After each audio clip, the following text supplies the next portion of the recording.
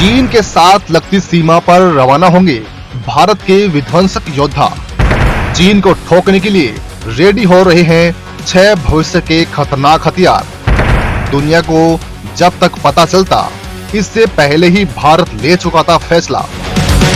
दोस्तों, साल 2023 की एंडिंग होने वाली है और इसी के साथ भारत अब अपनी सीमाओं को अभेद्य बनाने के लिए पूरी तैयारी कर चुका है।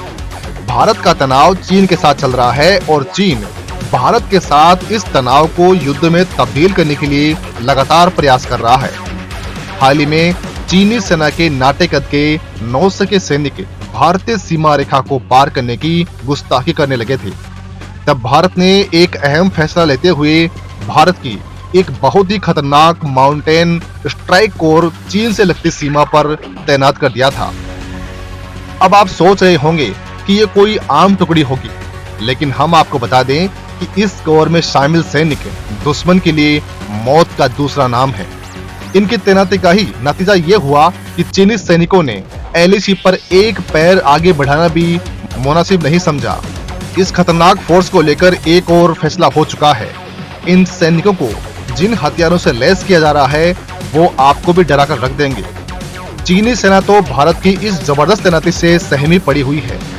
भारत के इन माउंटेन स्ट्राइक कोर के हजारों सैनिकों के हाथों में जब एआई ड्रोन अत्याधुनिक हथियार होंगे, तो इनका सामना करना किसी भी देश की सेना के लिए नामुमकिन हो जाएगा। तो दोस्तों, जानते हैं चीन के साथ लगती सीमा पर भारत ऐसा क्या करने वाला है जिससे बॉर्डर पर अचानक से इतनी हलचल मच गई है। हजारों सैनिकों के हाथों में जानलेवा हथियार, एलएसी पर जमा हुई भारत की घातक तकनीक। दोस्तों, भारतीय सेना ने यह समझ लिया है कि उत्तर में चीन की सीमा पर भविष्य में भी खतरा बना ही रहेगा। चीन की मंशा भांपकर ही भारतीय सेना ने बड़े पैमाने पर फेरबदल और सुधारों को लागू करना शुरू कर दिया है और इसी के तहत अब अत्याधुनिक तकनीक और बिल्कुल सटीक मारक क्षमता से लैस हथियारों पर खासा जोर दिया जा रहा है। इसी कड़ी में भारत ऐसे हथियार सैनिकों को देने वाला है जिनकी कल्पना भी किसी ने भी नहीं की होगी।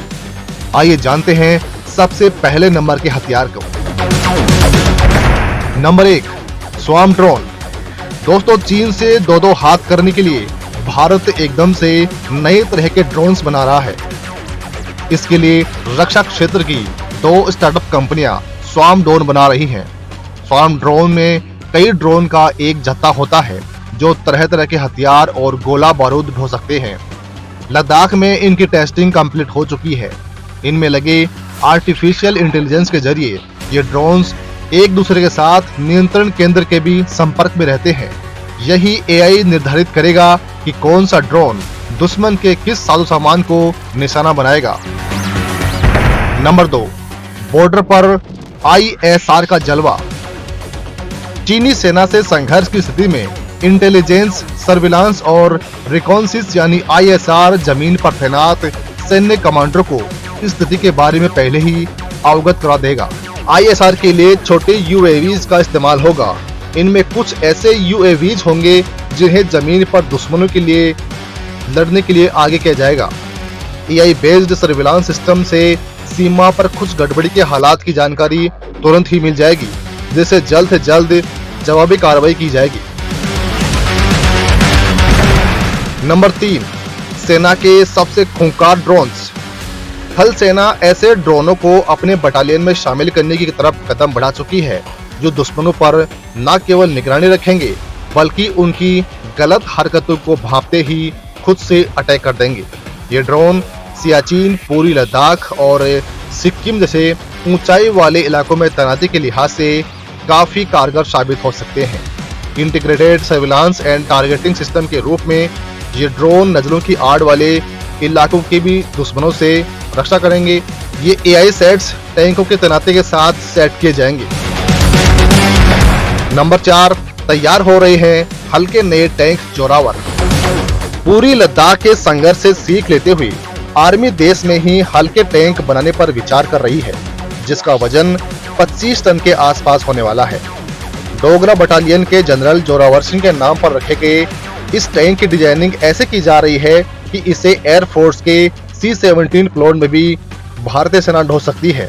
जोरावर टैंक में बेहद अत्याधुनिक तकनीक होगी। चीन ने अपने सैन्य बेड़े में कई मध्यम और हल्के वजन के टैंक शामिल किए हैं। वहीं भारतीय सेना को T-72 और T-90 टैंकों को तैनात करना पड़ता है, जिनका वजन 41 टन और 46 टन है। नंबर 5 और घातक बन रहा है मैकेनाइज्ड फोर्स। दोस्तों, आपको बता दें कि पिछले 4 दशकों में भारतीय सेना पारंपरिक और गैर पारंपरिक युद्ध अभियानों में मैकेनाइज्ड इन्फेंट्री का उपयोग करती रही है। वो चाहे पूरी लद्दाख और सिक्किम का पहाड़ी इलाका हो या फिर राजस्थान और पंजाब की समतल भूमि, हर जगह मैकेनाइज्ड इन्फेंट्री ही मोर्चा संभालती है। अब इस इन्फेंट्री का लक्ष्य है कि इसके सारे पुराने साजो सामान को अत्याधुनिक हथियारों से रिप्लेस किया जाए। जिन औजारों को अपग्रेड किया जा रहा है उनके अपग्रेडेशन का काम भी होगा। सबसे बड़ा बदलाव ये हो रहा है कि अब पूरा फोकस देश में इंजन बनाने पर है। BMP-2 के बेड़े को भविष्य के लिहाज से तैयार कर एक इन्फेंट्री कॉम्पैक्ट व्हीकल से बदला जाएगा। मैकेनाइज्ड इन्फेंट्री विजुअल रेंज से भी अधिक तक मार करने की क्षमता से लैस होने जा रहा है। इसके लिए ऑटोमेटिक 30 mm कैनन और 7.62 mm मशीन गन लगाई जा रही हैं, जो हवा में दुश्मन का मुकाबला करेंगे। नंबर 6, भविष्य के टैंक। भारतीय थल सेना के पास में T-72, T-90 और अर्जुन टैंक की अच्छी खासी संख्या है।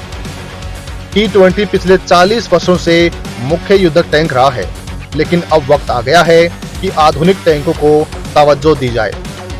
सेना का लक्ष्य भविष्य के युद्धों को मद्देनजर रखते हुए अत्याधुनिक सुविधाओं से लैस टैंक बटालियन बनाने की है। ऐसे tank AI, drone, protection system आदि से लैस होने वाले हैं और इन्हें UAV के जरिए संचालित किया जाएगा। 1 दशक पहले सेना के बेड़े में शामिल किए गए अर्जुन टैंक का अपडेट वर्जन अर्जुन MK-1A भी भविष्य के युद्धों के लिहाज से काफी असरदार साबित होगा। इसमें 71 नए फीचर जोड़े गए हैं। सबसे बड़ी बात यह है कि यह अपने मेन गन से मिसाइल भी दाग सकता है।